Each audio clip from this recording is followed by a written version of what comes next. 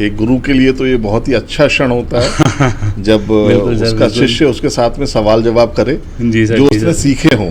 बिल्कुल सर। किसी समय में आपको सिखाया था कि किस तरह से सवाल जवाब करने हैं, और एक तरीके से आज परीक्षा भी है, लेकिन अब आप सिर्फ एक मोबाइल के ऊपर सिमट गए हैं। मोबाइल से कैच करना है, मोबाइल से ही दिखाना है, बिल्कुल सब कुछ मोबाइल के इर्द गिर्द हो गई है। यानी कि वो हैंड गैजेट है एक, उसके अंदर वो कम्युनिकेशन का इतना बड़ा माध्यम हो गया हैंड गैजेट।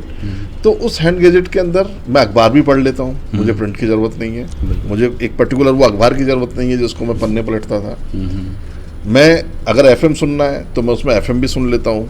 टाइम एक दौर वो था जब रामायण आती थी तो सन्नाटा हो जाता था, पूरे शहर के शहर वीरान हो जाते थे, सड़कें बिल्कुल, मतलब मैंने तो उस दौर को भी देखा है। एकमात्र पेज ऐसा होता है जो ज्ञान से सबसे ज़्यादा भरा हुआ होता है, जिसको संपादकीय पेज कहते हैं, जिसको दुनिया के या अपने भारत के सबसे बुद्धिजीवी लोगों से वो लिखवाया जाता है अच्छे समाचार पत्रों के अंदर, लेकिन उसी की रीडरशिप सबसे कम होती है। बिल्कुल, लोग उसको बोर समझते हैं, लिखना ही नहीं चाहते, ये पता नहीं क्या लिखा है। अगर आपने अपना मूल ही खोल दिया और आप रोबोट हो गए तो फिर आप रोबोटिक ही रहोगे। बिल्कुल, फिर आप 100% डिपेंड उस पर हो जाओगे।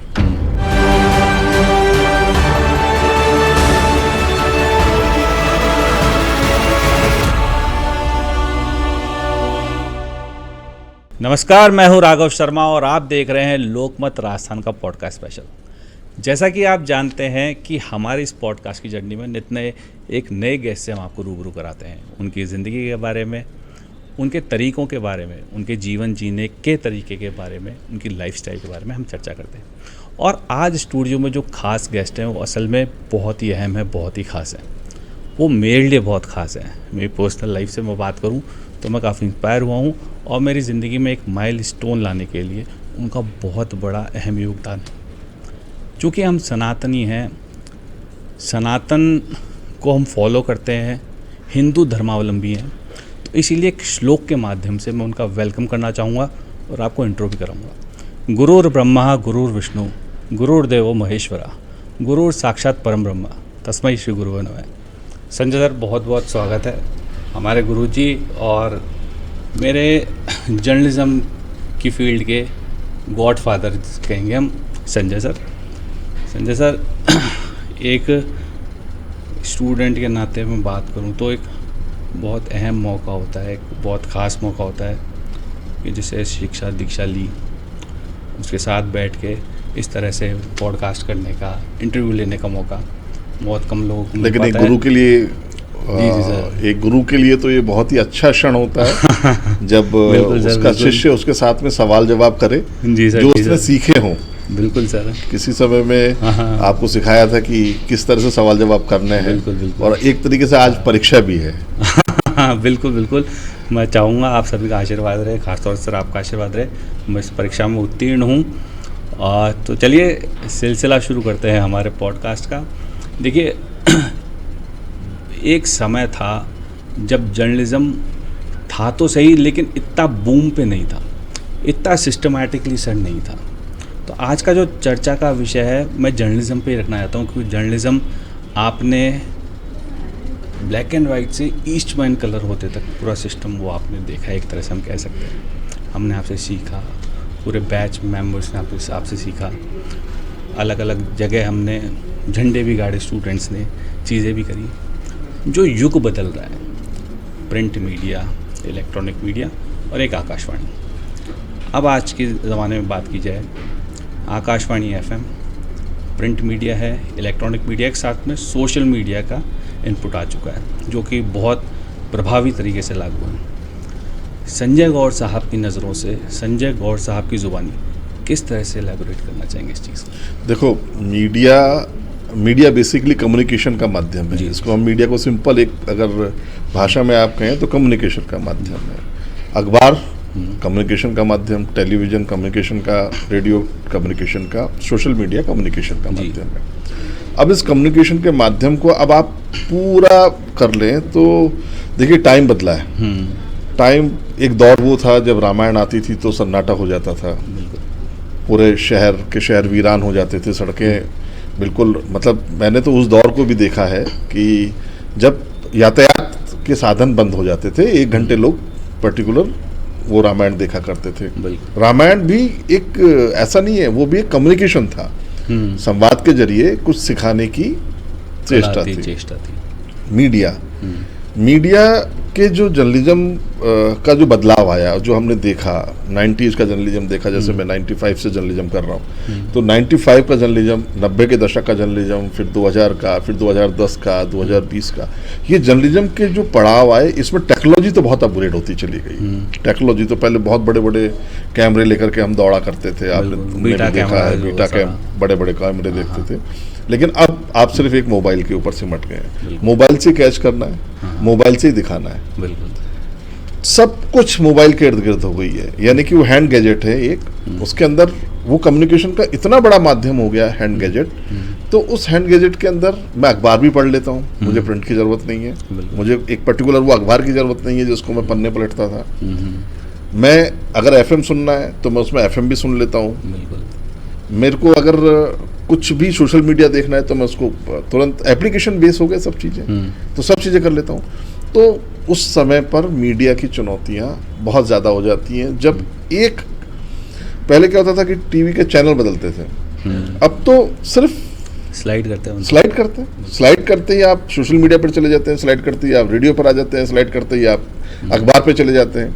तो इस समय अपने आप को बनाए रखना, बचाए रखना, और पब्लिक जो बेसिकली जिसको कहते हैं पाठक है, श्रोता है, जो पाठक अखबार का है, श्रोता जो है रेडियो का है, दर्शक जो टीवी का है, इस पर अपनी विश्वसनीयता बनाए रखना, ये मीडिया के लिए बहुत ज़्यादा ज़रूरी हो गया। और आज के दौर के अंदर जहाँ पर एक चुटकुला 10 मिलियन व्यूज़ ले जाता है, वहाँ पर एक सच्ची खबर को 10,000 व्यूज़ भी मिलने मुश्किल होते हैं। तो इस दौर के अंदर हम जी रहे हैं,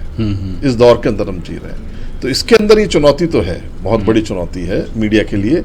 लेकिन ये शाश्वत सत्य है, मीडिया था, मीडिया है और मीडिया रहेगा, निश्चित तौर पर सर। लेकिन इसके अंदर एक चीज़ ये भी कई बार जहन में सवाल उठता है, अमूमन मैं सोचता हूँ उस चीज़ को लेके, तो आज आपसे रूबरू हुए तो आपसे ही मैं जानने की कोशिश करूँगा, इसमें आप प्रमोशन मानते हो या डिमोशन भी मानते हो, किस दृष्टि से देखते हो? क्योंकि कुछ चीज़ों के अंदर हम देखते हैं कि पहले जो मीडिया के मापदंड थे, जो क्राइटेरिया थे, कुछ डिसाइडेड थे, कुछ डिसाइडिंग फैक्टर होते थे जिसके इर्द गिर्द जो है मीडिया को देखा जाता था। क्योंकि हम जब पढ़ते थे, आप पढ़ाते थे सारी चीज़ें, कि कुछ गाइडलाइन बनी होती न्यूज़पेपर के अंदर, कटी फटी फ़ोटोज़ नहीं दिखाई जाएगी, लाश विकृत, नाम नहीं आएगा जो रेप पीड़िता होते हैं।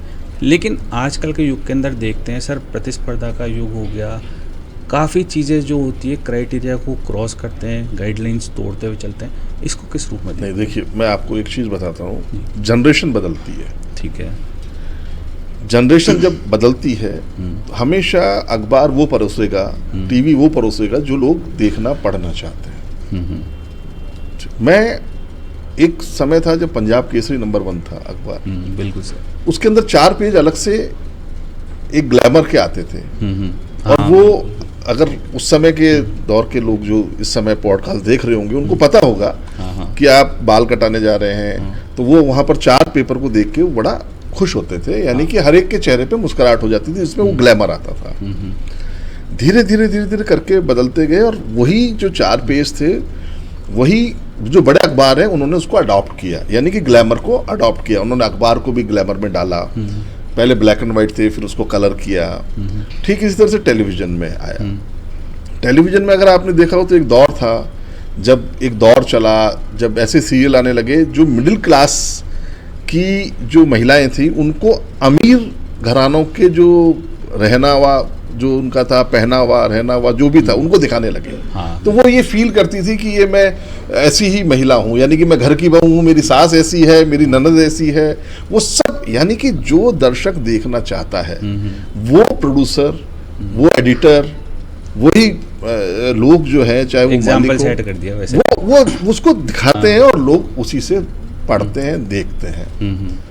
कहना पड़ रहा है कि एक बड़े अखबार आज जो एक बहुत बड़े समाचार पत्र जो इस समय सबसे देश के नंबर 1 है, वो लिखते हैं कि मंडे को हम पॉजिटिव खबर देंगे, सिर्फ मंडे को, यानी 7 दिन के अंदर एक दिन पूरे देश में एक अखबार ये कहता है कि मेरे आज पॉजिटिव, तो यानी कि बाकी 6 दिन नेगेटिव।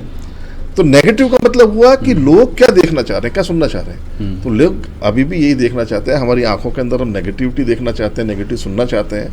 और अखबार को परोसना उसकी मतलब नैतिक मजबूरी है, टीवी को दिखाना उसकी नैतिक मजबूरी है। अब बहुत सारे पहले दूरदर्शन के अंदर समाचार आते थे, बहुत स्लो करके आपको बहुत सलीके से बता दिया जाता था कि पूरे देश में क्या चल रहा है, और आधे घंटे के अंदर पूरे देश, मतलब सुबह से लेकर के शाम तक वही आधे घंटे के अंदर, 1 घंटे के समाचार के अंदर सुबह दोपहर शाम में आपको बता दिया जाता था कि पूरे देश में क्या हो रहा है। अब तो आपने अगर टीवी की लाइन है, आपके भी चैनल की लाइनें हैं, ब्रेकिंग न्यूज़ के अलावा कुछ है ही नहीं, यानी कि हर छोटी खबर, ट्रेन के आगे भैंस कटी, ब्रेकिंग खबर, बंदर ने हनुमान जी के चूल्हा चढ़ाया, ब्रेकिंग खबर, शिव शंकर के ऊपर सांप ने ऐसा फन लगाया, ब्रेकिंग खबर। तो ये ब्रेकिंग खबर का जो टाइम है, इसके अंदर जो असली ब्रेकिंग खबर है वो खत्म होती जाती है। तो सर लेकिन इसमें एक चीज़ अपन ये भी नोट करें कि जो जनता के लिए, जनता से और जनता के उपयोग की चीज़ें, तो ये समाज के लिए, देश के लिए, प्रदेश के लिए हितकारी चीज़ें हैं। राघव, हित, अब कौन किसका हित देखे? एक बहुत बड़ा चैनल इन्वेस्टमेंट करते हैं, आप अगर समाज का हित देखने लगेंगे, या क्योंकि हित भी देखा जा रहा है, उसको देखा जा रहा है, लेकिन समाज क्या चाहता है ये भी देखना जरूरी है। समाज क्या चाहता है? अब आप इस समय कॉमेडी के जो सीरियल हैं या कॉमेडी के जो छोटे अगर आप पॉडकास्ट देखेंगे, या स्टैंड अप कॉमेडी जो इस समय चल रही है, वो डेवलप क्यों हो गई? उसके डेवलप होने का कारण क्या रहा? इसलिए रहा कि लोग अपने जीवन में इतना थक चुके हैं, इतना टेंशन में आ गए हैं कि वो पैसा दे करके 1 घंटे का कॉमेडी शो देखने जाते हैं। बिल्कुल सर। वो मोबाइल के ऊपर कॉमेडी देख करके मुस्कुराना चाहते हैं, क्योंकि एकल जिंदगी हो गई है, एकल चीजें हो गई हैं, इसलिए कॉमेडी शो की टीआरपी बहुत हाई चली गई। तो ये दौर बदल गया। अब हर आदमी, एक तो हर व्यक्ति कोई संतुष्टि नहीं है। बिल्कुल। आपके पास में 100 रुपए, आपको 1000 चाहिए, 1000 है आपको 10,000 चाहिए, 10,000 है आपको लाख चाहिए, मतलब संतुष्टि का पैमाना खत्म हो गया। बिल्कुल। तो संतुष्ट पहले क्या होता था कि संतुष्ट होते थे, परिवार है, गांव है, सब लोग मिलकर के रहते थे, जॉइंट का चीजें थी, वो सब मिलकर के रहते थे, लेकिन अब वो सब चीजें खत्म हो गई। बिल्कुल। तो जितना ज्यादा आपके जीवन में उलझनें बढ़ेंगी, चीजें बढ़ेंगी, आप कोई रास्ता तो निकालोगे ना कि यार आप, अब वो मुस्कुराहट का रास्ता है, तो मुस्कुराहट का रास्ता ये किसको सोचना है? ये आपको सोचना है। आप एक चैनल को पॉडकास्ट कर रहे हैं, आप एक जिम्मेदार पद पर बैठे हैं, तो आपको सोचना है कि मुझे उसके लिए क्या करना है। तो आप उसके लिए क्या कर रहे हैं? आपने एक कॉमेडी शो बनाया, चाहे वो टीवी चैनल पर चला, चाहे न्यूज चैनल पर चला, लेकिन उसको लोगों ने अडॉप्ट किया, लोकप्रियता उसकी हासिल हुई और लोग हंसने लगे। बिल्कुल। अब एक दौर था जब हम बहुत तरीके से बताते थे खबरों को, आज चिल्ला के बताना पड़ रहा है। अब एक लाइन है जो एक बहुत बड़े चैनल की थी, चैन से सोना है तो जागिए। बिल्कुल सर। अगर वो जाग रहा है तो सोएगा कैसे? बिल्कुल। चैन से सोना है तो जागिए। तो अगर वो जाग रहा है या सोना चाहता है, तो आप कह रहे हो चैन से सोना है, जागो। तो इसका शाब्दिक अर्थ कोई भी नहीं, अगर आप निकालोगे तो इसका कोई नहीं है, बस सुनने में अच्छी लग रही है, बाकी इस लाइन का कोई वजूद नहीं है। इस लाइन का हिंदी के अंदर अगर आप इसको ट्रांसलेट करेंगे तो इसका आपको खुद को समझ में नहीं आएगा कि लाइन क्यों लिखी गई है, लेकिन ये लाइन इसलिए लिखी गई है कि लोगों को अटेंशन दे दे, बस, और कुछ नहीं। तो लोगों को अटेंशन चाहिए। तो निश्चित तौर पे देखिए, कई चीज़ें होती है, शब्दों का हेर फेर, लेकिन वो अटैकिंग चीज़ हो गई, एक मतलब अट्रैक्ट भी कर रही है और टीआरपी भी गेन करके दे रही है। तो ऐसी कुछ चीज़ें होती है जीवन के अंदर, हम रोज़मर्रा की ज़िंदगी में, चैनल्स के अंदर, through on media, through on social media, through on FM, through on Akashvani, जो भी आपके पास माध्यम है संचार का, उसके ज़रिए हम देखने को मिलती है, अपडेट्स भी देखने को मिलती है। सर माना विजुअल मीडिया के अंदर चेंजेस हैं, ज़रूरी हो रहे हैं। प्रिंट मीडिया को तो, क्योंकि लोकतंत्र का चौथा स्तंभ पत्रकारिता है, ऐसे में आप क्या मानते हैं कि मीडिया चैनल्स की, प्रिंट मीडिया की, इनकी तो सघन जिम्मेदारी होती होगी, इनको तो जो है अपनी जिम्मेदारी का कुछ निर्वहन करना चाहिए, क्योंकि हम शुरू से पढ़ते आए हैं। अभी भी जैसे कई चीज़ें, IAS का कोई एग्ज़ाम क्रैक करता है, द हिंदू पेपर पढ़ता है, हिंदू पेपर के अंदर काफ़ी अच्छी चीज़ें और वास्तविक चीज़ें जो है वो आती है। वैसे ही हमेशा संपादकीय के लिए आप हमेशा कहते थे, हम वो पढ़ते थे, और निश्चित तौर पे संपादकीय पढ़ने के बाद एक चेंज जो है जीवन के अंदर हमारा है। करंट टॉपिक, करंट इश्यूज से आप हमेशा कहते थे अवगत रहेंगे, उन चीज़ों से हमेशा अवगत होने शुरू हुए। संपादकीय वाला पार्ट अभी भी ठीक है, काफ़ी चीज़ें, बट उसके अंदर भी डेली एक्सपेरिमेंट्स, उसको किस नज़र से देखो? मैं आपको बताऊं, मीडिया, वही मैंने पहली लाइन बोली थी, मीडिया कम्युनिकेशन का माध्यम। बिल्कुल। एक जगह पर बस दुर्घटना हुई, 5 मरे, 5 के नाम ये थे, ये कम्युनिकेशन है, यानी कि एक आपको जानकारी दी गई है।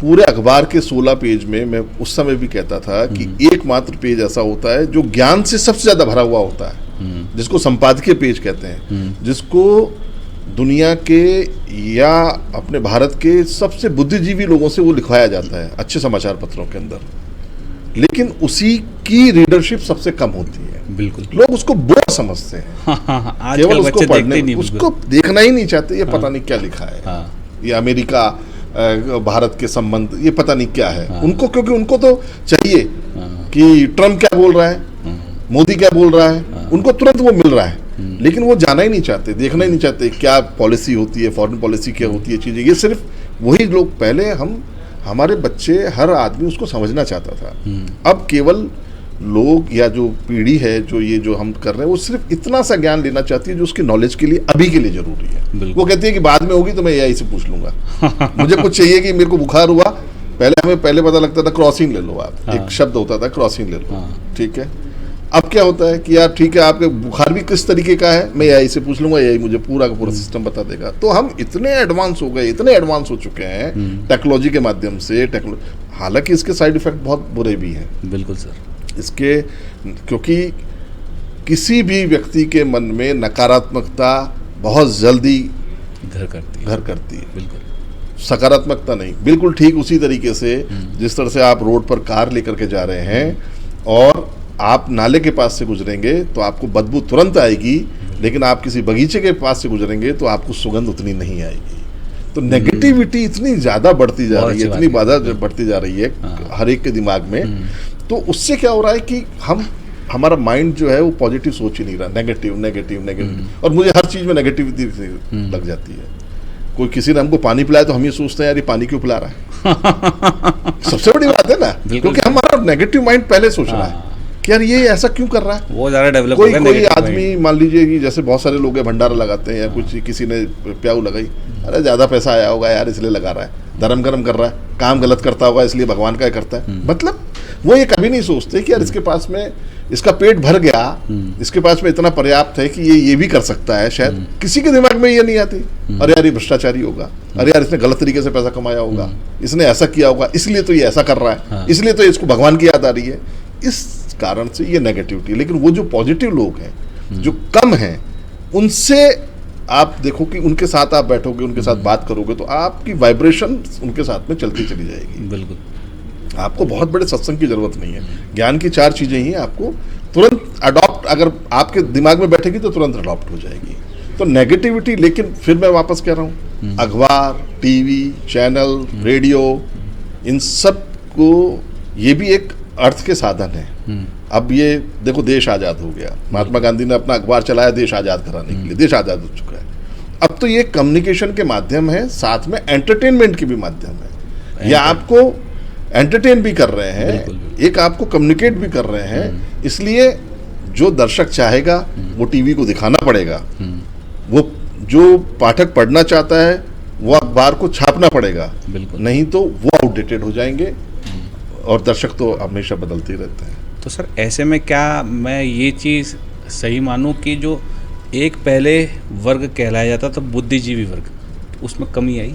बुद्धिजीवी वर्ग में बहुत कमी आ गई है। बुद्धिजीवी वर्ग के अंदर, इसलिए कि बुद्धिजीवी वर्ग कहाँ से आता था, वो डिस्कशन बहुत करते थे। मुझे आज भी याद है, राजस्थान के अंदर बीकानेर एक ऐसी जगह है जहाँ पर पाटा संस्कृति है। वहाँ लोग रात को बैठ करके पाटे के ऊपर डिस्कशन करते थे।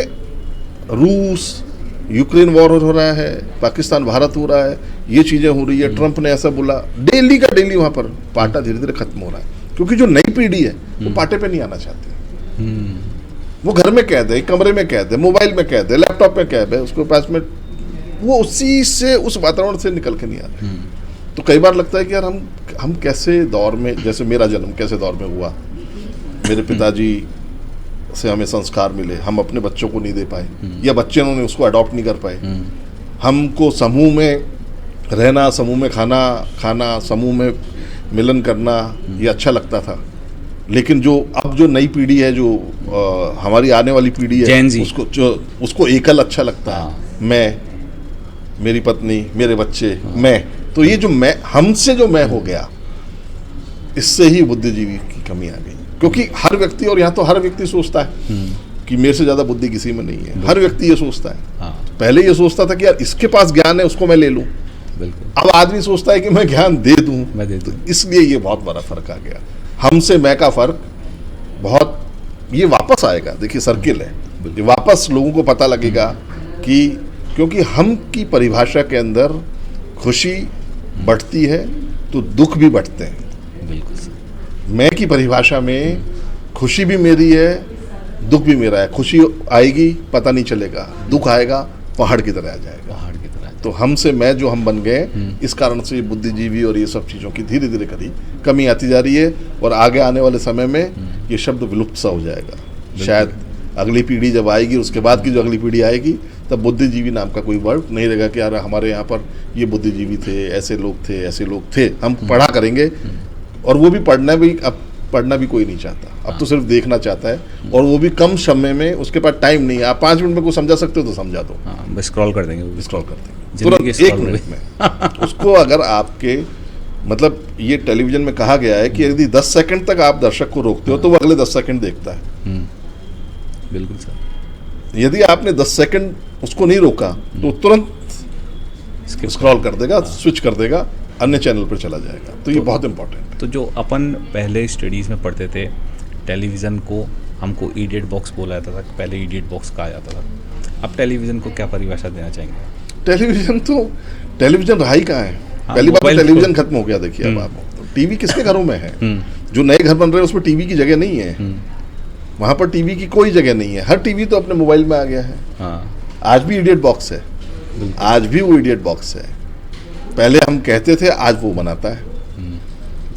इडियट के काम में ही आ रहा है वो। बिल्कुल सर, इसी तरीके से आ रहा है। तो बेसिक चीज़ क्या, टीवी की परिभाषा बदल गई, टेलीविज़न की परिभाषा बदल गई। एक लंबे दौर तक एकता कपूर के सीरियल चले, अब नहीं चल रहे ना।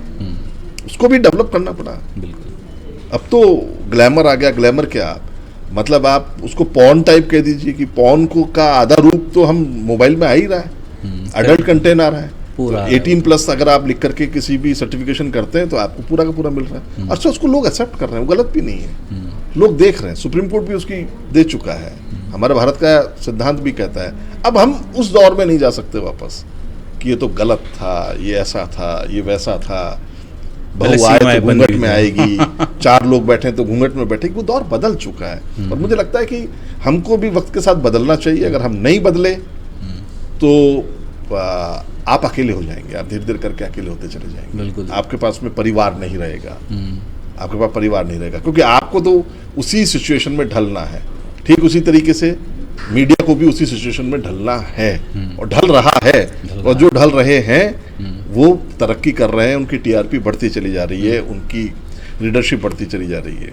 और जो नहीं ढल पा रहे हैं या वही मानसिकता को लेके बैठे हैं, वो धीरे धीरे करके विलुप्त होते चले जा रहे हैं। फिर उनको सिर्फ स्टोरीज में यार एक ऐसा अखबार था, यार वो टीवी चैनल था, और यार वो एक आकाशवाणी थी। वो सब बदल गया, सब बदल गया। सब चीज़ें बदलना जरूरी भी है। वक्त के साथ आप नहीं बदले, वक्त या तो वक्त को आप नहीं बदल सकते, लेकिन वक्त के साथ आप बदल सकते हो। ये बहुत इंपॉर्टेंट है सर। बिल्कुल अच्छी बात है सर ने कही। देखिए, अपडेट होना बहुत ज़रूरी है, उसमें मैं भी बिल्कुल नहीं बोलता। अपडेट होइए, अपडेट होंगे। आपके जो गोल्स हैं, जो आप अचीव करना चाहते हैं, उन चीज़ों के लिए अपडेशन बहुत ज़रूरी है। अच्छा, 2-3 चीज़ें सर इसी मतलब बातों के अंदर निकल गए। एक तो कि जैसे एक तो सबने नाम रख दिया 90s से पहले हो गए मिलेनियर, जो अभी हो गए 2000, वो जेन ज़ी। ठीक है, ये बात भी हम मान लेते हैं, इस चीज़ को भी एक्सेप्ट कर लेते हैं। दूसरी चीज़ आती है अपडेट। मीडिया के नाम पे भी अपडेशन चल रही है। मैं कुछ दिनों पहले सर एक कोई मीटिंग में गया, पॉलिटिकल मीटिंग में। वहाँ से एक दूसरे मीडिया हाउस भी गया था। सर, हम लैपटॉप खोल के किसी भी चीज़ को लेते हुए खुद खबर बनाते हैं, खुद चीज़ें लिखते हैं। मैंने वहाँ पे देखा कुछ युवा पत्रकार साथी थे, नए शायद सीख रहे थे, बन रहे थे। क्योंकि आपने एआई की बात की इसलिए मुझे सवाल याद आया ये वाला। चैट जीपीटी के थ्रू खबर बना रहे थे सर वो लोग, खबर बनी। अब वो आप क्या मानते हो, मतलब मैं तो इस बात को लेके सहमत भी हो गया। मैंने वहाँ कंक्लूड कर दिया उस चीज़ को कि अगर ये चैट जीपीटी के थ्रू खबरें बना रहे हैं, चीज़ें कर रहे हैं, इसका मतलब प्रैक्टिकली अगर इनसे बात की जाए तो ये नहीं कर पाएंगे उस चीज़ में सर्वाइव। क्योंकि अभी भी मैं कईयों को देखता हूँ स्क्रिप्टिंग करते हैं, फिर पढ़ के फिर देखना, स्पॉन्टेनिटी जो होती है वो लगातार ख़त्म होती जा रही चीज़ें। लेकिन जो यूथ जो जर्नलिज्म करना चाह रहा है, जो जर्नलिस्ट बनना चाह रहा है, टीवी पत्रकार बनना चाह रहा है, प्रिंट का भी जर्नलिस्ट बनना रहा है, अगर वो इतना आदी हो जाए जो चैट जीपीटी के थ्रू खबरें बना रहे हैं, कितना सही मानते हैं? नहीं, ये तो मतलब बहुत कम समय के लिए है चैट जीपीटी। ये आपकी बुद्धि का विनाश कर देगा, बिल्कुल। ये आपके ब्रेन को डेड कर देगा धीरे धीरे करके। कारण क्या है कि अगर आपने मस्तिष्क को काम में ही नहीं लिया, इनोवेशन क्या होता है, आज रिसर्च होती है इतनी सारी, वैज्ञानिक होते हैं, वो चैट जीपीटी से थोड़ी रिसर्च कर सकते हैं, वो अपने दिमाग का इस्तेमाल करते हैं। पत्रकार क्या होता है, जब वो लिख रहा होता है, साहित्यकार क्या होता है, कलमकार क्या होता है, जब वो लिख रहा होता है तब उसका माइंड काम करता है, और माइंड से जो शब्द निकलते हैं, शब्दों का विन्यास होता है, फिर वो वाक्य बनता है, वाक्य के बाद में हम पैराग्राफ बनाते हैं। हर बार हम वो पैराग्राफ थोड़ी कंट्रोल भी कर सकते हैं, चैट जीपीटी हमेशा वही करेगा। बिल्कुल। उसके दिमाग एक प्रोग्राम सेट कर दिया है। संजय गौड़ एक बहुत अच्छे आदमी थे, तो वो हमेशा जब संजय गौड़ की कोई लाइन आएगी तो वो ये लिखेगा। जबकि कोई और दूसरा व्यक्ति, तीसरा व्यक्ति, चौथा व्यक्ति उसको अलग अलग तरीके से लिख सकता है। लेकिन चैट जीपीटी, कंप्यूटर कभी भी वो नहीं कर सकता है। कंप्यूटर भी हमने बनाया, हमें उसको सिखाना है। तो यदि आपकी मौलिकता ही खत्म हो गई, सबसे बड़ी बात कही आपने, अगर आपने अपना मूल ही खोल दिया जी, और आप रोबोट हो गए, तो फिर आप रोबोटिक ही रहोगे। बिल्कुल। फिर आप 100% डिपेंड उस पर हो जाओगे। और इसी कारण से आपने देखा होगा बीच में जो आदी हो जाते हैं इस तरीके के, वो सुसाइड कर लेते हैं, मर्डर कर देते हैं। बीच में नहीं आए थे कुछ गेम्स ऐसे थे, उन्होंने सब अपने परिवार वालों को मार दिया, किसी ने क्या मार दिया, क्योंकि गेम में उनको ये बताया गया, अब उसके दिमाग पे इतना हावी हो गया वो कि भाई उसको जाकर के अब आपका अगला टास्क क्या है, अब आपका अगला टास्क है, इसको खत्म कर दो। ब्लू व्हेल जो था गेम, वो कितना उसने बिल्कुल माइंड को कंट्रोल कर लिया ना। बिल्कुल सर, बिल्कुल। ईश्वर ने मनुष्य को बुद्धि दी है, और वो बुद्धि ही हमें पूरे कायनात से अलग रखती है। जंगल के जानवरों से उनके पास नहीं है, हमारे पास है। हमारे पास बुद्धि है इसलिए हम शेर को भी कंट्रोल करते हैं। हमारे पास बुद्धि है इसलिए हम हर उसको कंट्रोल करते हैं। और अगर हमारी ही बुद्धि कंट्रोल में चली गई तो फिर तो आपके ऊपर तो कोई भी हावी हो जाएगा, कोई भी हावी हो जाएगा। हाँ बिल्कुल सर। मतलब हम जब जर्नलिज्म शुरू से कर रहे थे, चाहे प्रारंभिक दौर में जब आप सिखा रहे थे, हम पढ़ रहे थे, फिर हम जब फर्स्ट टाइम लगे, नौकरियों पे लगे, चैनल्स में लगे, मैं सहारा टीवी के अंदर लगा और लगा, तो वहाँ पे लाइव करने और चीज़ें करने जाते थे, बाहर डिबेट्स वगैरह करते थे। तो हमारे पास तो ये ऑप्शन नहीं थे कुछ भी, तब तो आए नहीं थे, व्हाट्सएप भी नहीं था उस टाइम। तो सर उस टाइम करते थे तो इतने अवेयर हो चुके थे हर चीज़ से। तो वो होता है ना जो अपन डिबेट्स वगैरह में करते हैं कि किसी चीज़ से रिलेट करना होता है, कि घटना से रिलेट करना होता है, तुरंत पूछ के एक अच्छा क्वेश्चन भी पूछ सकते हैं, तो अगला सामने बैठा है पॉलिटिशियन भी हो तो वो एक बार तो चक्कर आ जाए भाई कौन सा क्वेश्चन पूछा। बट जिस तरह से जो आज का यूथ हावी हो रहा है, जिनके ऊपर चैट जीपीटी हावी हो रहा है, एआई का वो लोग यूज़ कर रहे हैं, तो मैं तो कई बार सोच के डर भी जाता हूँ कि आगे जाके क्या होगा, रास्ता दिए। एआई का यूज़ करने वाले 10% है, मिसयूज़ करने वाले 90% है। बिल्कुल सर। 2 फोटो लगाओ किसी के साथ में भी, कैसा भी वीडियो बना दो, कैसा भी गाना डाल दो, बिल्कुल, तो ये तो मिसयूज हुआ ना। बिल्कुल ये तो मिसयूज है। अमिताभ बच्चन की मौलिक आवाज़ और अमिताभ बच्चन की डबिंग आवाज़, फर्क हो गया ना दोनों में। तो उसकी मौलिकता तो खत्म हो गई। तो मौलिकता देखिए, हमेशा मैंने आपसे क्या कहा, ये सर्किल है। हम वैज्ञानिक रूप से कितना ही आगे बढ़ते चले जाएं, भारत का दार्शनिक अगर आप पिछला देखेंगे ना, आर्यभट्ट हमारे यहीं की देन है, शून्य हमने ही बनाया था, बेसिक चीज। तो भारत के अंदर, और जो हम आज भी देख रहे हैं कि साहब फोरकास्ट हो रहा है कि साहब बरसात तब आएगी, ये बरसात उस समय आएगी, या हवा उस समय तेज चले। हमारे तो यहाँ पर सालों पुरानी वेधशालाएं हैं जो ये सब बता दिया करती थी, डेली गणनाएं करती थी।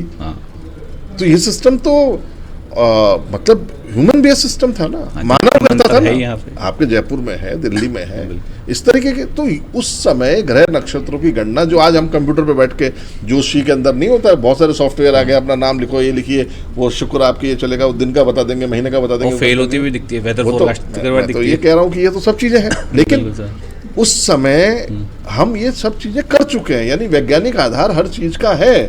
और वैज्ञानिक आधार जो बनाया गया वो माइंड से बनाया गया। कभी भी वैज्ञानिक आधार कंप्यूटर नहीं बना सकता। मानव संरचना इस पूरे ब्रह्मांड के अंदर सिर्फ आपकी बुद्धि से ही हो सकता है। मीडिया हो, रेडियो हो, कोई भी हो, आप टेक्नोलॉजी अपग्रेड कर सकते हैं, लेकिन जो एंकर आपके भाव के साथ पढ़ रही है, जो उसको बता रही है, कोई खबर पढ़ते पढ़ते आंसू आ गए, कोई खबर पढ़ते पढ़ते उसके हंसी छूट गई, कोई खबर पढ़ते पढ़ते उसको गुस्सा आ गया, ये एआई एंकर तो नहीं कर सकते। नहीं कर सकते सर, बिल्कुल। तो भाव के साथ ही भाव जुड़ता है, दर्शक भी भाव के साथ ही जुड़ता है। इसलिए थोड़े दिन का देखिएगा आप, ये सब एआई को बंद करना पड़ेगा सबको। ये एआई का इस्तेमाल अगर हमने बंद नहीं किया तो हम हमारे बच्चों को, हमारी आने वाली पीढ़ी के दिमाग को बिल्कुल खत्म कर देंगे। बिल्कुल, निश्चित तौर पे मैं कई बार ये सोचता हूँ, जैसे हमको पढ़ाया जाता था उदंड मार्तंडे उसके बारे में, आजकल के बच्चों को नहीं पता, वो चीज़ें है ही नहीं। इसी में सर चूँकि आज देखो गुरुजी बैठे हैं तो बहुत सारी चीज़ें पुरानी याद आ रही है और मन कर रहा है कि उस पर डिस्कशन करूं। जो दो चीज़ें एक सबसे ज़्यादा मेरे को क्लिक करती रहती थी, एक तो मीडिया ट्रायल जो वर्ड था, दूसरा जो आप हमेशा सिखाते थे लैंग्वेज में लोकल टच। चूँकि टीवी के हम विद्यार्थी थे, टीवी की चीज़ों पे आना था, टीवी पे ही वर्किंग कर रहे हैं, तो धीरे धीरे जाके बहुत सारी चीज़ें क्लियर हुई और बहुत इम्पॉर्टेंट चीज़ें जो है आज के युग में ये जानने में लगी। कुछ एंकर्स को अभी भी देखता हूँ लोकल टच आया जाता है, सुधरने का नाम नहीं लेते और फिर भी एक्सेप्ट कर रहे हैं लोग उस चीज़ को, और वो भी लगातार बोले जा रहे हैं और ख़ुद पे ध्यान ही नहीं दे रहे, वर्किंग ही नहीं कर रहे। श और स वो वाले जो इनपुट्स होते हैं वो चीज़ है। प्लस साथ में जो मैंने मीडिया ट्रायल वाला जिक्र किया, मीडिया ट्रायल आजकल हर खबर में चला रहे हैं। असल में ये कमाई का एक जरिया बन गया। अच्छा, ये बेसिक क्या हुआ, एक कमाई का जरिया बन गया। पिछले दिनों में क्या है, संपादकों की जगह व्यापारी आके बैठ गए। जब आप संपादक की जगह व्यापारी बैठा दोगे तो क्या करेगा, हर खबर के अंदर कुछ ना कुछ पैसा निकालने की बात करेगा, कॉमर्शियल बिजनेस की बात करेगा। उसके लिए लोगों से कोई मतलब नहीं है, उसको चैनल चलाना है, उसको देखना है, उसका 1 करोड़ रुपए महीने का खर्चा हो रहा है, तो उसको तो वो 1 करोड़ रुपया कैसे निकले और 1 करोड़ रुपया उसका खुद कैसे निकले, तो उसके ऊपर वो काम, उसका दिमाग हमेशा वो चलता रहता है। ठीक है, इसीलिए मैं कह रहा हूँ कि जब भी हम आए, मीडिया के अंदर आए, तो 2 तरीके से सोच के आए। या तो हम स्वयं, मतलब नहीं होता जैसे सन्यासी नहीं बन जाते हैं। हाँ। कोई धर्म में जाएगा तो सन्यासी नहीं बन जाता है, रम जाता है ना। हाँ। कुछ ही लोग तो हैं जो आपको टीवी चैनल पे दिखते हैं, जो व्यापारी सन्यासी हैं वो बेसिकली। लेकिन असली सन्यासी जो प्राप्त करता है ईश्वर को, या जो बिल्कुल सबसे अलग हो जाता है, वो तो दिखता ही कहाँ है। तो वो सब कुछ छोड़ के, जर्नलिज्म क्या है, पैशन है। पत्रकारिता तो पैशन है भाई, पैशन है। अब आजकल कहाँ है खोजपूर्ण पत्रकारिता? आजकल खोजपूर्ण पत्रकारिता नहीं है। किसी भी बिल्डिंग का, किसी का मकान बन रहा होगा, उसकी फोटो खींच के करेंगे, फलाने नगर के अंदर अवैध निर्माण जारी, जेडीए के लोग आंखें मूंद करके सो रहे हैं, ऐसा कर रहे हैं, ये 4 लाइनें चलाई, तो जेडीए वाले भी उसको कहेंगे वो, और वो कहेगा कि यार भाई तेरा खबर चल रही है, वो दोनों पहुंचेंगे पत्रकार के पास। पत्रकार कहेगा यार भैया क्या करूं, मेरे को तो चैनल मालिक ने कहा, चैनल मालिक ने कहा कि भाई ठीक है 2 लाख रुपए ले लो, 3 लाख हम रोक देंगे। वो हाथों हाथ उस खबर को रोकने के लिए 2 लाख रुपए देता है, खबर अचानक गायब हो जाती है। उसमें पब्लिक का कोई इंटरेस्ट नहीं है।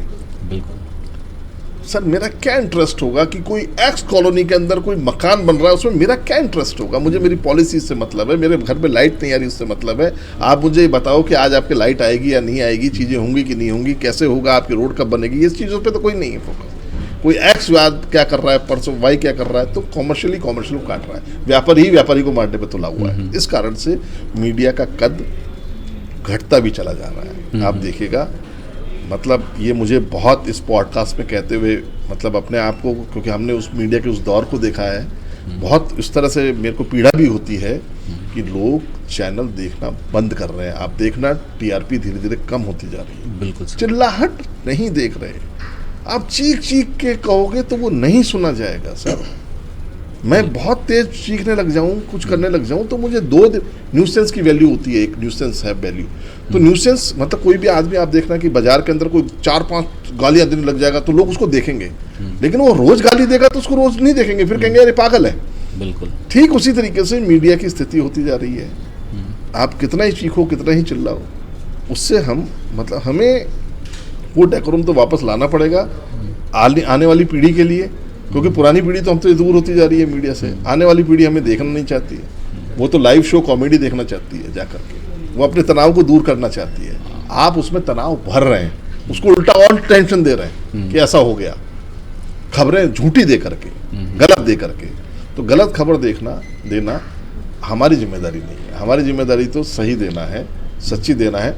उसका रूप बदल सकते हैं, उसकी वाक्यों को बदल सकते हैं, उसकी चीज़ों को बदल सकते हैं, उसमें हम बैकग्राउंड साउंड लगा सकते हैं, चीज़ें कर सकते हैं। दिखाना तो लेकिन सच ही चाहिए। बिल्कुल निश्चित तौर पर, क्योंकि लोकतंत्र के चौथे स्तंभ है शासन, प्रशासन, न्याय, फिर पत्रकारिता। पत्रकारिता अगर जनता सरकार से क्या चाह रही है, सरकार जनता को क्या देना चाह रही है, उसके बारे में अगर सच्चाई नहीं दिखाएंगे, चीज़ें नहीं दिखाएंगे, तो निश्चित तौर पे जो है सारी चीज़ें बेकार है, फालतू है। क्योंकि हम और कुछ नहीं, जो आने वाली जनता है, आने वाली जो जनरेशन है, जो हमारा देश चलाएगी, जो हमारा भविष्य संवारेगी, उसको हम एक तरह से खोखला कर रहे हैं, उसको सही एजुकेशन नहीं दे रहे हैं। सर मीडिया जो है, मीडिया से रिलेट आप वो सारी चीज़ें हैं, मीडिया के साथ पैरेलल चलती है पॉलिटिक्स।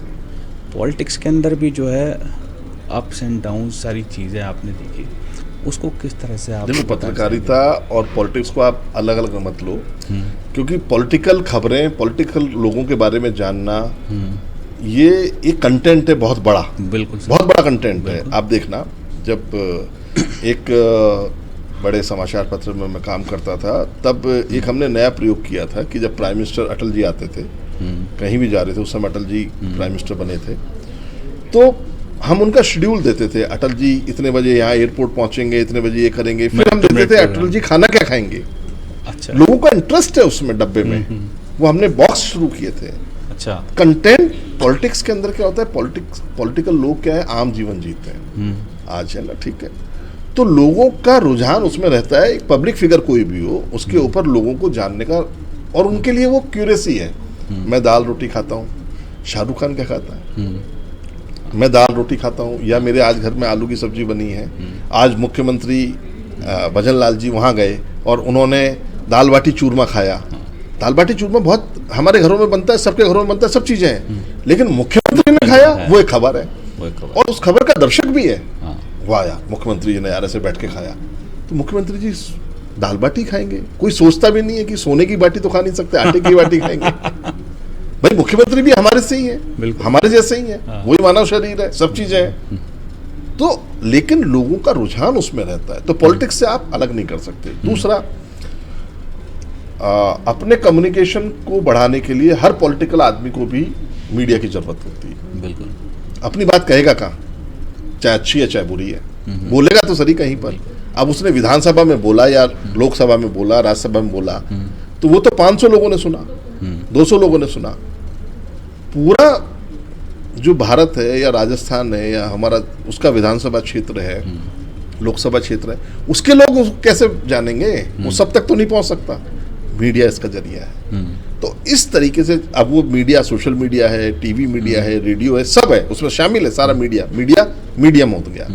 तो इसलिए पॉलिटिक्स को आप मीडिया से, जर्नलिज्म से अलग नहीं कर सकते। ये एक ही सिक्के के दोनों पहलू हैं। अब एक जगह भारत है, एक तरह का 1 रुपया है। अब ये मान के चलो, और हम कहते हैं कि निश्चल पॉलिटिक्स कहाँ मिलेगी, जन भावना, जन जो आप कहते हो जन सेवा पॉलिटिक्स। मैं तो ये कहता हूँ, सड़क बनानी है, सड़क बनाने में मान लीजिए कहते हैं कि साहब कोई एमएलए का भी रहता है, हिस्सा रहता है, किसी मंत्री का भी रहता है, ये सब कहते हैं, होता भी होगा, पकड़े भी जाते हैं सब चीज़ें। मैं तो ये कहता हूँ हिस्सा विस्सा रख भी लो, टाइम पे सड़क बना दो, लोग खुश हैं, टाइम पे पानी दे दो, उन्हें खुश है। उन्हें इससे मतलब नहीं है कि आपने 1 लाख करोड़ का आपने जो है बजट किया, जिसमें एक्स मतलब पानी के लिए 36,000 करोड़ रखे, मुझे मेरे नल में पानी आ रहा है या नहीं आ रहा वो चिंता है, मेरे घर में बिजली आ रही है या वो उसकी चिंता है। आप 101, 102 आप नए पावर हाउस बनाएंगे, आप इतनी रोडें बनाएंगे, उससे मुझे मतलब नहीं है। मेरे घर के आगे का, जिस घर से मैं स्कूल जाता हूँ, मैं नौकरी पर जाता हूँ, जिस घर के रास्ते से मैं बाजार जाता हूँ, उसके गड्ढे कब सही होंगे, मुझे उससे मतलब है। आप भ्रष्टाचार करो, सब चीज़ें करो, तो कम से कम इस टाइम बाउंड तो कर दो कुछ कामों को। आप मानोगे नहीं, वो तो कर दो, सिस्टम में ही आ गया है, कोई कहे या ना कहे, ये सिस्टम का हिस्सा है। आपने तो देखा होगा, आज बड़े अखबारों की हेडलाइन से है, एसीबी जो भ्रष्टाचार निरोधक विभाग का एसीबी था, वो खुद भ्रष्टाचार में फंस गया। तो ये तो हर जगह है सर, वो एक पकड़ा है, आप सारे के सारे 32 के 32 जिलों में पकड़ सकते थे, ऐसा नहीं है, वही था आज है, बिल्कुल यही है ना। तो इसको आप अलग नहीं कर सकते, लेकिन बस इतना सा कहना है कि अगर आप ले रहे हो तो टाइम बाउंड काम जनता का तो कर दो साहब, जनता को तो लाइन में नहीं लगना पड़ेगा। बिल्कुल ये नहीं, इसके साथ ये भी मानते हो कि जो स्तर हर चीज़ का बदला है, तो राजनीति के अंदर भी स्तर बदला है, क्योंकि अच्छे नेता भी मिले हमें, अच्छे स्पोक्समैन भी मिले, अच्छे लोग बोलने वाले, लीड करने वाले भी मिले, लेकिन साथ में जो आरोप प्रत्यारोप की राजनीति होती है, तो उसमें आप कितना फ्लक्चुएशन मानते हो, क्या गिरा है, बढ़ा है, स्तर क्या हुआ है सर? देखो, पहले लोग संभल के बोलते थे जी, अब बोल के संभलते हैं। फर्क हो गया ना? बिल्कुल बिल्कुल, कुछ पता ही नहीं है क्या बोल रहे हैं। असल में तो राजनेताओं के लिए डिग्री होनी चाहिए कि यार मिनिमम एमए जो है वो पढ़े, उसको पहले एमए पढ़ो, तब जाकर के वो एमएलए का चुनाव लड़े। बिल्कुल, जिनके पास शब्द ही नहीं है, अनाप शनाप उत्साह में बोल जाते हैं, अनाप शनाप बोल रहे हैं, तो वो क्या कर रहे हैं, वो सांप्रदायिक सौहार्द। मैं मेरे सामने खड़े हुए 100 लोगों को तो खुश कर सकता हूँ, लेकिन मेरी बात से 2000 लोग नाराज हो जाएंगे या निराश होंगे या अच्छा नहीं लगेगा, उसके बारे में मैं सोचता ही नहीं। ये तो बिल्कुल उसी तरीके की बात है। तो राजनेताओं को तो ये समझना ही चाहिए, इनके लिए कुछ तो नियम बनाओ, लेकिन चूंकि नियम बनाने वाले खुद ही हैं, इनको खुद को पता है कि हम अपने नियम नहीं बना सकते, इसलिए ये दिक्कत आ रही है। नहीं तो आप देखिए, और भी तो देश हैं इस पूरे ग्लोब पे, कितने सधे हुए लोग आते हैं, बात करते हैं, चीत करते हैं, प्रेसिडेंट से उतर जाता है तो वो अपने व्यापार करने लग जाते हैं। हमारे यहाँ तो कोई एमएलए से उतर गया तो वो राजनीति नहीं छोड़ता, एमएलए के साथ साथ वो करता रहता है, व्यापार करता रहता है, फिर बाद में भी पार्षद। तो मतलब यहाँ तो पार्षद बनना भी एक बड़ी चुनौती हो गई है कि पार्षद बन जाओ। तो कोई, चूंकि कोई क्राइटेरिया नहीं है ना, आप छान दो, क्राइटेरिया कर दो। आप एक टीचर की भर्ती करते हैं तो उसके अंदर आपने 4 बैरियर लगा दिए यार। बिल्कुल, पहले ये एग्जाम होगा, फिर ये क्लियर होगा, फिर ये क्लियर होगा, तब तो वो एलिजिबल है टीचर का एग्जाम देने के लिए और एमएलए बनने के लिए। आप सब वहां के निवासी हो, आप तो भरो, 10,000 रुपये होने चाहिए, फॉर्म लगाओ और खड़े हो जाओ, जिंदाबाद मुर्दाबाद कर लो। सोचो तो सर यार, कहाँ जा रहे हैं हम लोग, ये तो सोचना पड़ेगा ना। नहीं, काफ़ी चीज़ है सर इसके अंदर। अब जैसे हम पॉलिटिक्स की बात करें तो पॉलिटिक्स के अंदर भी जैसा कि सर ने बताया कि भाई बाद में सोचते हैं आजकल, पहले बोल देते हैं, सारी चीज़ें कर देते हैं। कुछ चीज़ें ये भी देखने को आ रही है। अच्छा, सबसे बड़ी बात तो बीजेपी वाली मैं पूछना चाह रहा था आपसे, आज आप आ भी गए, क्योंकि सर का मैं आपको बता दूं, सियासत संजय के साथ बड़ा अच्छा प्रोग्राम जो है सर का चलता था। राजनीति से संबंधित, राजनीतिक परिदृश्य, राजनेताओं संबंधित तीखे सवाल जवाब, उसके ऊपर जो है सर चर्चा करते थे, बात करते थे। तो बहुत डीप तरीके से, बहुत पास से जो है राजनीति को सर ने देखा है। सर, जो भारतीय जनता पार्टी ने फॉर्मूला अपनाया, जो प्रथम पंक्ति के नेता कई सालों से बने बैठे थे, कई वर्षों से, कई दशकों से जिसको हम कह सकते हैं, एकदम से लाइन साफ कर दी, नयों को मौका मिला। प्रैक्टिकली चीज़ भी अच्छी है, सुनने भी अच्छा है। आपको क्या लगता है, किस नज़र से देखते हैं? देखो, मैं आपको बताऊं, राजनीति के अंदर क्या है, भारतीय जनता पार्टी ने नया प्रयोग किया। बिल्कुल, इससे पहले इस तरीके के प्रयोग नहीं होते थे। ये प्रयोग नरेंद्र मोदी के टाइम से शुरू हुआ। देखिए, नरेंद्र मोदी का सत्ता पे आना, जबकि अडवाणी उस समय, मुरली मनोहर जोशी उस समय मौजूद थे, कि यार हर बार वो नहीं, कुछ नया लेके आओ, कुछ नया लेकर के आओ। ये प्रयोग सफल हुआ उनका, जैसे नरेंद्र मोदी आए सफल हुआ।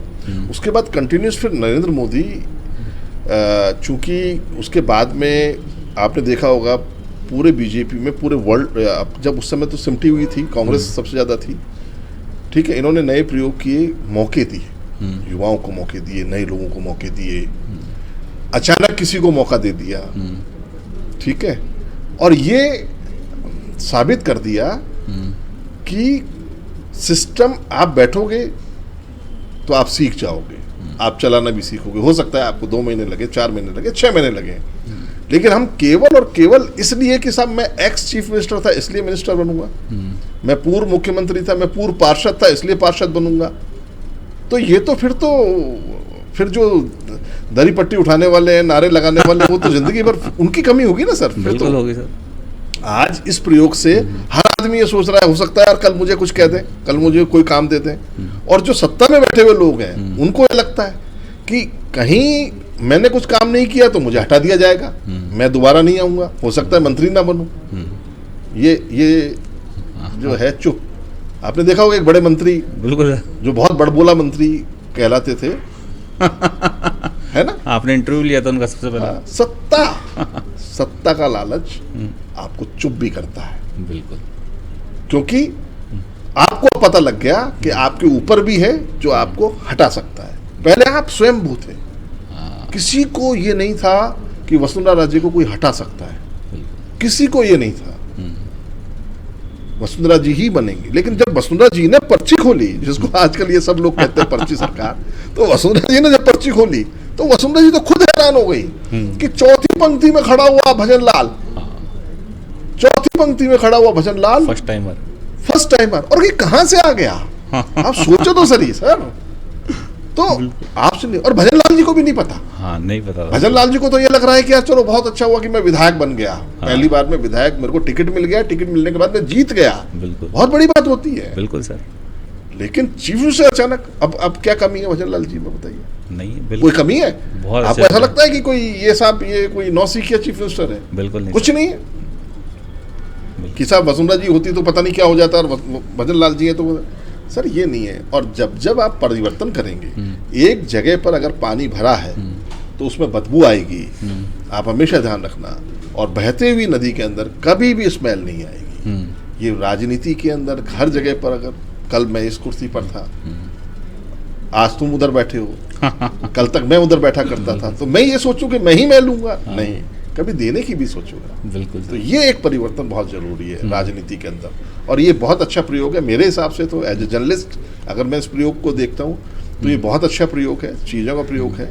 और ऐसा नहीं है कि नरेंद्र मोदी ये नहीं सोच रहे होंगे कि यार मेरा रिप्लेसमेंट, ये भी बात चल रही होगी कि मैं इतना कर लिया, लेकिन क्या होता है कि इस मोटो का लीडर मिलना, चीज़ें मिलना, भाई आपको नीचे पार्षद में 4 लोग मिल सकते होंगे, एमएलए के अंदर 2 लोग मिल सकते होंगे, चीफ मिनिस्टर के अंदर भी आपकी कम रहती है चीज़ें, प्राइम मिनिस्टर में तो बहुत ही ज़्यादा चुन करके करना पड़ता है हमें काम। जब भी कोई बड़ी पॉलिटिकल पार्टी होती है तो उसको देखना पड़ता है, उसकी चीज़ों को देखना पड़ता है, समझना पड़ता है। तो इसलिए, लेकिन ऐसा नहीं है कि नरेंद्र मोदी ये सोच के बैठ जाए कि यार मैं हमेशा रहूँगा, ऐसा उनके दिमाग में भी नहीं होगा, क्योंकि मैंने उनके ऊपर भी किताब लिखी है। जब वो बन रहे थे, जब चुनाव लड़ रहे थे, तब मेरी किताब आई थी, Narendra Modi we can believe in, यानी एक ऐसा व्यक्ति जिसके ऊपर हम विश्वास कर सकते हैं। उस समय मैंने लिख दिया था, लेकिन जब तक ये पता नहीं था कि कांग्रेस आएगी बीजेपी, लेकिन आई तो इम्पैक्ट पड़ता है, चीज़ें पड़ती हैं, और धीरे धीरे करके आप देखना ये जो परिवर्तन है ये कार्यकर्ताओं में जोश भरता है। बिल्कुल। और कांग्रेस के अंदर आप देखना कि वो जोश को ठंडा कर देता है, मतलब वो छींटे पड़ जाते हैं उसके ऊपर, ऐसा लगता है। तो अचानक अब आप सोचिए, एक छोटा सा उदाहरण देता हूँ, चूंकि पॉडकास्ट चल रहा है, पॉलिटिकल लोग भी देख रहे होंगे। कांग्रेस पार्टी ने 4 नाम दिए, और उन्होंने 4 नामों में से बीजेपी ने कोई को हटा करके उन्होंने सोचा कि ये शशि थरूर हमारे बारे में कर सकते हैं। शशि थरूर कांग्रेस के ही सांसद हैं, बिल्कुल ठीक है, कांग्रेस उसी का खिलाफ कर रही है। अरे हमने 4 नाम दिए थे, आपको उसमें से भेजना चाहिए था आपने। अरे कांग्रेस का आप ही का तो सदस्य भेजा है, आपको तो खुश होना चाहिए कि हमारा एक आदमी जाकर के विदेश में देश की बात कर रहा है। अपनी फजीयत खुद ही करा ये इनमें मतलब अब इनको क्या समझ में नहीं आ रहा, क्योंकि कई बार समझ में भी नहीं आता ना, आपके आसपास के लोग, चीज़ें, लोग गांधी परिवार से हटते ही कांग्रेस बिखराव में चली जाती है, गांधी परिवार के अंदर वो लेना चाहती है। कुछ लोग हैं जो सोनिया गांधी को देखना चाहते हैं, उधर से सोनिया गांधी राहुल गांधी को चाहती है कि वो प्रधानमंत्री बना दें, प्रियंका गांधी सिर्फ माँ और बेटे के लिए सेक्रीफाइस करती है। तो ये चीज़ें चलती रहती हैं राजनीति के अंदर। तो गांधी परिवार के इर्द गिर्द कांग्रेस है, बिल्कुल। आप ये मान के चलिएगा। तो जब तक आप उससे, और जबकि बीजेपी ने दिखाया है, बीजेपी ने, अगर आप जो लोग चाह रहे हैं उसको अडॉप्ट ही नहीं करेंगे तो लोग आपसे दूर होंगे ही होंगे, ये निश्चित तौर बात है। ये तो कांग्रेस को भी ज़रूरत है इन चीज़ों की, जो भारतीय जनता पार्टी ने प्रैक्टिकल किए हैं उस तरह के प्रैक्टिकल करें। अब क्योंकि कांग्रेस के अंदर भी देखा जाए, हम प्रदेश कांग्रेस की बात करें, जब इलेक्शन से आए, चीज़ें आई, पूरी कांग्रेस लगभग खाली हो गई, सब बीजेपी के अंदर चले गए। तो वहाँ वैक्यूम आ गया, वहाँ भी नए नेता जो है वो आएंगे, तो वो आगे पोटेंशियल उनका अच्छा है, वो करें ग्रो तो शायद कांग्रेस अच्छी हो जाए। क्योंकि हम जिस टाइम पढ़ रहे थे और चीज़ें देख रहे थे, तो राजस्थान के अंदर तो बीजेपी का मतलब वसुंधरा राजे और कांग्रेस का मतलब अशोक गहलोत, लेकिन अब परिपाटी चीज़ें सब कुछ चेंज हुई है, लाइन चेंज हुई है और अच्छा विकास भी किया है। निश्चित तौर पे आने वाला जो लीडर है, जो नेतागिरी में आना चाहते हैं, जो राजनीति करना चाहते हैं, जनता से जुड़े हुए कार्य करना चाहते हैं, अच्छे पटल पे उभरना चाहते हैं, उनके लिए जो है अच्छा मौका है। बहरहाल समय काफ़ी हो गया है सर, लेकिन जाते जाते आप जनता को, खास तौर से युवाओं को किस तरह मैसेज देना चाहते हैं? मैं तो ये कहना चाहता हूँ राघव, तुम्हारे माध्यम से, जी सर। अपने पैशन को जिंदा रखो। बहुत सारे लोग हैं जिनका पैशन और प्रोफेशन एक है, कुछ लोग हैं जिनका प्रोफेशन और पैशन अलग है। हमारी आंखें कब बंद हो जाएगी हमें नहीं पता। ईश्वर ने हमें कोई लिख करके, जब हम बाई बर्थ आते हैं ना, ये सब कहने की बातें हैं, आपकी तो बहुत लंबी लाइन है, बहुत लंबी लाइन है। मैंने बहुत लंबी लंबी लाइनों को बहुत जल्दी जाते हुए देखा है, बहुत लंबी लाइनों वालों को। तो अपने पैशन को जियो, आप में जो पैशन है। और मैं युवाओं से कहना चाहता हूँ, हर चीज होने के बाद में एक क्वालिटी आप में अलग होनी चाहिए। या तो आप अच्छा खेलते हो, या अच्छा गाते हो, कोई भी आप म्यूजिक इंस्ट्रूमेंट बजाते हो, कुछ भी, मैं कहता हूँ ढोलक ही बजाते हैं, एक ना एक अपनी कला, मतलब अपने प्रोफेशन से एक पैशन को अलग करो और एक कला को अपने जीवित रखो अंदर ही अंदर। क्योंकि हम अकेले होते जा रहे हैं। मैं अकेला होकर के कब खुश होऊंगा? अब मेरे को हारमोनियम बजाना आता है, या मेरे को ढोलक बजाना आता है, या मुझे कुछ भी बजाना आता है, मैं अकेले में भी उसके साथ खुश रह सकता हूँ, अपने पैशन के साथ। मैं अपने प्रोफेशन के साथ हमेशा खुश नहीं रह सकता। लेकिन अगर मेरे पास पैशन है, मेरे पास कोई आर्ट है, एक आर्ट आनी चाहिए, नंबर 1 बात, और एक एडिशनल लैंग्वेज आनी चाहिए आपको। अपनी मातृभाषा के अलावा एक एडिशनल लैंग्वेज, कोई भी आप, जिसको मैं विदेशी कहता हूँ, कि कोई भी एक, इंग्लिश आपके पास में अच्छी होनी चाहिए, फ्रेंच सीखिए, जर्मन सीखिए, कुछ भी सीखिए, कोई भी एक थाई सीखिए, एक लैंग्वेज आप अडॉप्ट कीजिए। तो आपके पास में अगर 2 लैंग्वेज हैं, अच्छी आर्ट है, प्रोफेशन है, तो आप खुश रहेंगे हमेशा, बिल्कुल दुखी नहीं होंगे। आप मिलते जुलते रहेंगे लोगों से, और कमरों से निकलिए, निकलिए, कमरों से निकलिए, मोबाइल से निकलिए, कमरों से निकलिए, जाइए, गप्पे लगाइए, अपनी बातचीत कीजिए आपस में, बहुत सारे दोस्तों के साथ बातचीत कीजिए, गपशप कीजिए, पॉलिटिक्स पे बात कीजिए, करंट अफेयर्स पे बात कीजिए, समाचारों पे बात कीजिए, चीज़ों पे बात कीजिए, तब तो आप खुश रहेंगे। अकेले के अंदर घुट जाएंगे, और घुटन अवसाद की ओर ले जाती है, और अवसाद मृत्यु का कारण होता है। बिल्कुल। देखिए, एक बड़ा ही सधा हुआ मैसेज, लेकिन एक डीप बात वाला मैसेज जो है सर की तरफ से दिया गया, जो एक बुद्धिजीवी वर्ग के लोग दर्शाता है, उनकी सोच दर्शाता है, कितना सदी बात कही। आपका प्रोफेशन है, प्रोफेशन के अलावा पैशन बहुत ज़रूरी है ज़िंदगी में। आपको जो अचीव करना है, जिस चीज़ के लिए आप सोच रहे हो उसको अचीव करना है, उसमें आपके प्रोफेशन के साथ साथ आपका पैशन बहुत काम आएगा। और इसके साथ में जो सर ने बातें कही, कमरे छोड़ के बाहर आइए, एडिशनल लैंग्वेज सीखिए, क्योंकि सब लोग आजकल, देखिए, विदेश ज़्यादा दूर नहीं है, सब लोग बाहर जाते हैं, प्लस विदेशी कंपनियां भी यहाँ आती हैं, MNCs यहाँ आती है, वर्किंग करने के लिए, चीज़ें मेटलाइज करने के लिए आपको एडिशनल लैंग्वेजेस करनी पड़ेगी। बहरहाल ये थे संजय सर, जिनसे हमने काफ़ी गुरु ज्ञान लिया, बचपन से लेते आ रहे हैं और आज भी ले रहे हैं, और आगे भी हम जो है लेते रहेंगे। सर, आप समय निकाल के पधारे, आपने आज पॉडकास्ट में साथ दिया हमारा, उसके लिए एक शिष्य ने अच्छा आज गुरु की जगह पर बैठ करके सवाल जवाब किए, बहुत खुशी है। ईश्वर पॉडकास्ट को, आपके इस चैनल को बहुत सफल करे। और होता ही है, अगर आप शिद्दत से लगे तो डायलॉग है, पूरी कायनात आपको मिला। बहुत बहुत धन्यवाद। बहुत बहुत धन्यवाद सर। देखते रहिए लगातार लोकमत राजस्थान। फिर मिलेंगे नए पॉडकास्ट में नए गेस्ट के साथ, तब तक के लिए दीजिए इजाज़त। नमस्कार।